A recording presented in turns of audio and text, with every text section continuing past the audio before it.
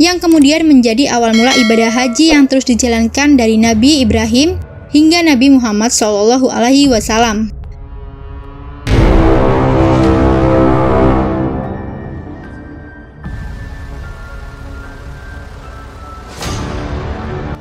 Bismillahirrahmanirrahim. Assalamualaikum warahmatullahi wabarakatuh. Kisah Nabi Ismail alaihi salam, awal mula ibadah haji dan kurban. Ismail adalah anak Ibrahim dengan istrinya Siti Hajar. Saat Ismail lahir atas perintah Allah, Ibrahim membawa anaknya bersama Siti Hajar keluar dari Palestina. Mereka melewati padang pasir yang gersang menuju lembah berbukit yang dikenal dengan Lembah Bakah. Lembah itu kini merupakan kota suci Mekah. Di lembah itu, Ibrahim membuat tempat berteduh dengan makanan dan minuman seadanya. Ibrahim lalu kembali ke Palestina sambil terus berdoa untuk keselamatan Siti Hajar dan Ismail.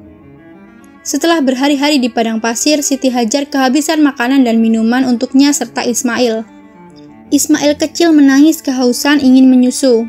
Siti Hajar lalu berlari ke sana kemari mencari air untuk putranya.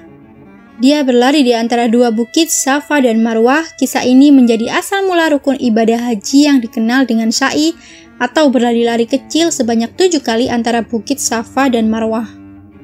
Saat Siti Hajar kelelahan, dia mendengar suara yang memanggilnya untuk membawa Ismail ke tempat tersebut.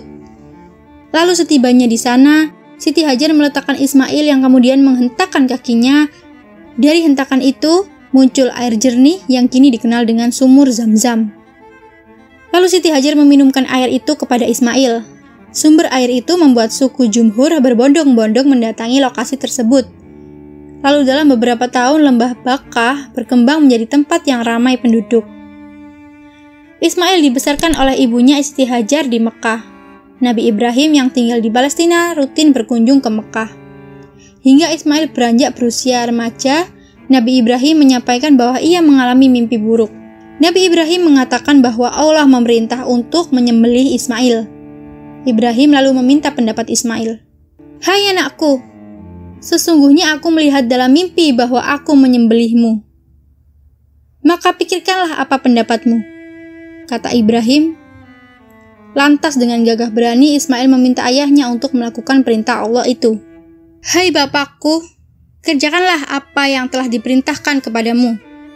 Insya Allah, kamu akan mendapatiku termasuk orang-orang yang sabar," kata Ismail. Percakapan ini terdapat dalam Al-Quran Surat Asy-Syaffat ayat 102.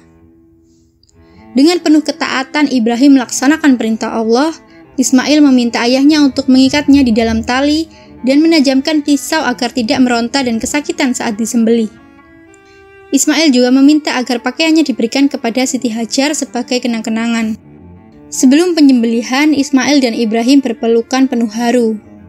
Ibrahim pun memulai proses penyembelihan yang menyebut nama Allah Subhanahu wa Ta'ala. Namun pisau tajam yang digunakan ternyata tidak bisa menyembelih Ismail. Ismail pun meminta ayahnya untuk menyembelihnya tanpa melihat wajahnya. Namun tetap saja pisau Ibrahim tidak bisa menyembelih sang anak. Saat itu Allah berfirman bahwa perintahnya merupakan ujian keimanan untuk Ibrahim dan Ismail. Allah lalu mengirimkan seekor kambing untuk disembelih pengganti Nabi Ismail. "Dan kami tebus anak itu dengan seekor sembelian yang lebih besar." Bunyi terjemahan surat Asy-Syaffat ayat 107.